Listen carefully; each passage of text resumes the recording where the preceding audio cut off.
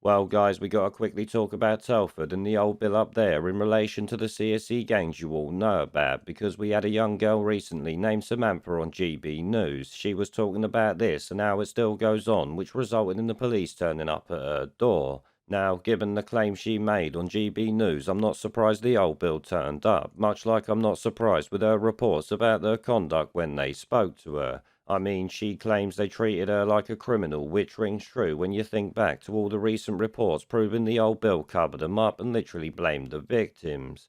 Oh yeah, they told the parents of 12-year-old girls that their daughters consented to it, despite that obviously being legally impossible. Oh yeah, and wasn't it Rotherham police who literally caught one in the car with the young girl performing oral sex but didn't bother arresting him? Instead, they did a deal with him, if I remember right, to find some other 14-year-old girl that they had a house or some shit. I actually did a video on Rotherham police recently being called out for blaming victims, so Telford old Bill doing the same would not surprise me in the slightest, much like it wouldn't them treating her like a criminal.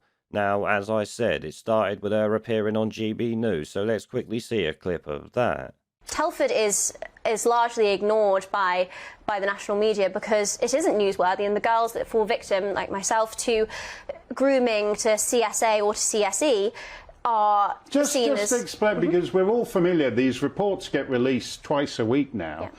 But just explain for people who don't follow them what CSE and CSA stand for. Well, CSA is child sexual abuse. That encompasses most child sex crimes, so whether it's rape in the family, whether it's sexual assault, whether it's grooming, whether it's CSE, that's the sort of umbrella term. CSE is group-based raping, exploiting and grooming of children, and let's be clear here, the victims of these crimes aren't young women, aren't prostitutes, aren't madams, they are children, and the perpetrators are adult men. And in Telford, CSE has been rife and continues to be rife in any estate up and down my area. You can go to Sutton Hill or to Woodside or to Brookside and see it in action. People act as though it's, and when these reports are released, it's the same lines that are paraded out, that, oh, these are crimes of the past, lessons have been learned. No. Girls on the ground, like myself, know far too well that these aren't crimes of the past. CSE, CSA, grooming, they're not things that have gone away. They continue to affect predominantly white working class girls in towns and cities like Telford.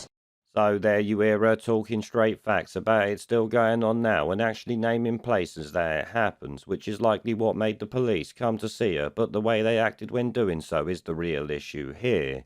She states, 2 days ago I went on GB News to discuss child sex crimes and the failings of police, council and social services in Telford. Yesterday the police banged on my door demanding I speak to them about my interview. They tried to make me feel like a criminal for speaking out.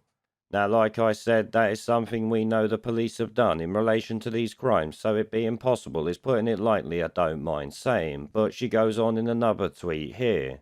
It reads, despite having my phone number and email address on file, they went to all my old addresses to ambush me in person. Their attitude was intimidatory and I was made to feel like I was under investigation when they should be focusing on the criminals preying on young girls in Telford. So yes, once again, I make her right there on literally all of it, and especially the end bit about focusing on the actual criminals. They should have contacted her as a witness, not literally hunted her down like a criminal to ask these questions. At the end of the day, she broke no law, so shouldn't be made to feel like a criminal in any way, but I guess mugging the old bill off on TV has probably got 'em a little bit salty.